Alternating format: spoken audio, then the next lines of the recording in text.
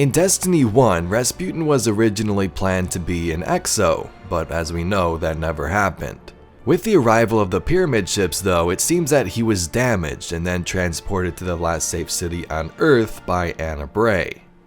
Today we are going to discuss what we know on Rasputin's future with some in-game dialogue and lore, and also try to revisit the secret unused room beneath the Seraphim Vault in the COSMODROME.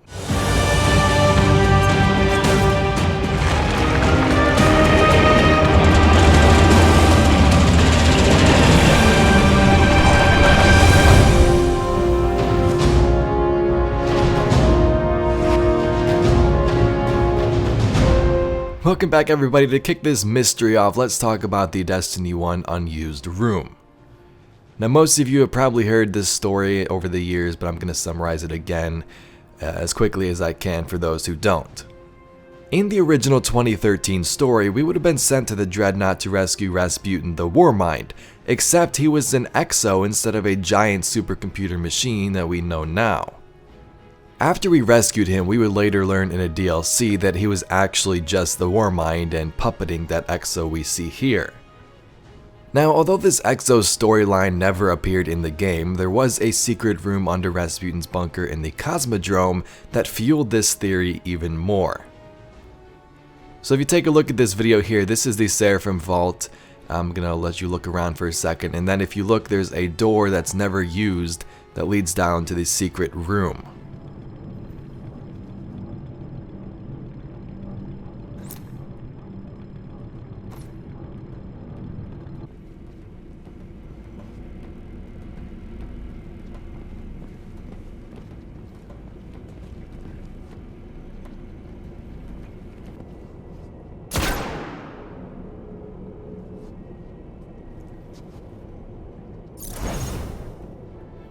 Many people thought that this room right here would have been part of a sleeper simulant quest back in the day or something else involving Rasputin, but nothing happened.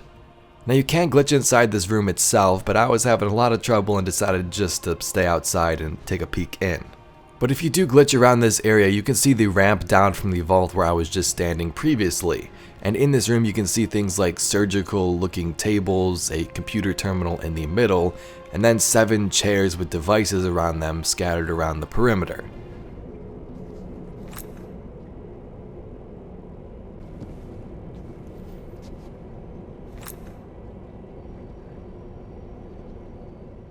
We do know that 7 is one of Bungie's favorite numbers, so that's not surprising, but what was surprising is that the last chair here was lit up. This brought up the question, is this where that Rasputin Exo was going to be made or revealed to us in one of those previous unused DLCs? It's one thing to have an unused room, but there's actually lighting down here and textures. Another possibility when thinking about these 7 chairs was an early unused faction called the 7 Seraphs.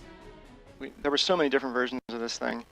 And the original idea was that because this was a shipping area and a port, the higher-ups at COSMODROME, the 7 Seraphs, their secret program, they decided to hide Rasputin's lair in plain sight because they knew people would try to find it.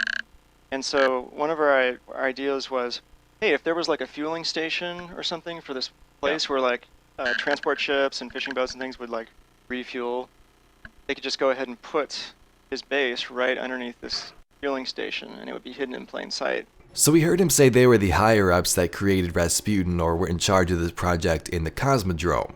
Now keep in mind that was also the original story and most of that was scrapped, we'll get to that in a little bit. But maybe these Seraphs were something like Clovis Bray in the original story where he did some of the shady stuff on Europa and used this Warmind to their advantage. Regardless of what the Seraphs were back then, Bungie actually did introduce them a couple of seasons ago in Season of the Worthy. The Seraphs were said to have been a peaceful force that worked with Rasputin and took shelter in their bunkers around the system until they were wiped out during the collapse.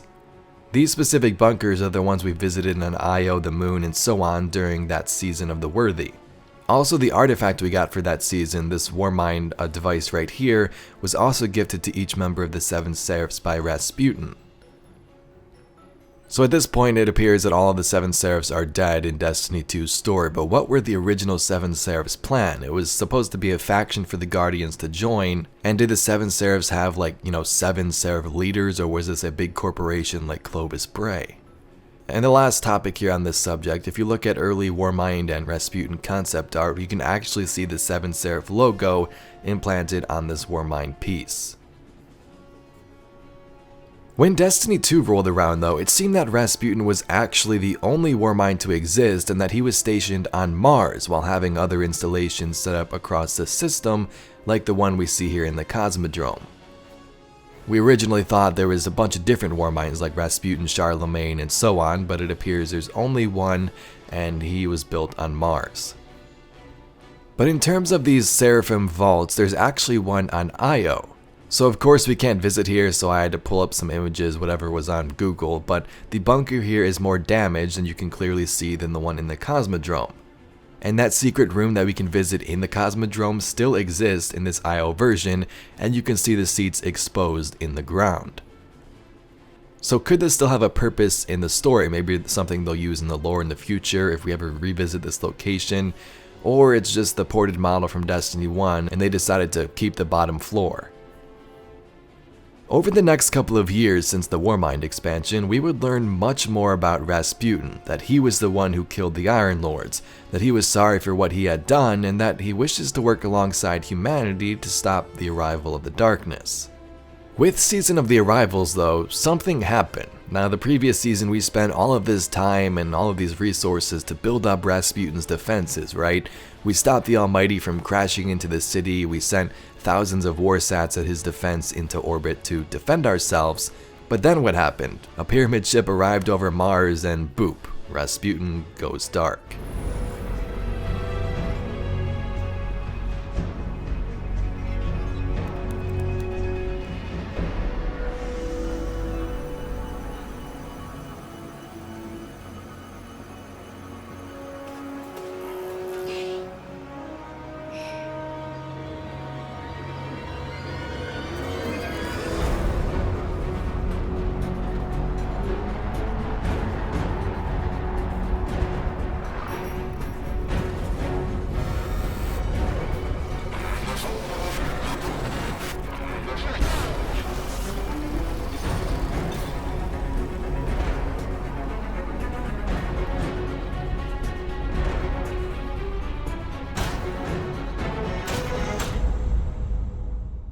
After this cutscene, Anna tries to preserve Rasputin and pulls what she can from the system and stores him in an engram.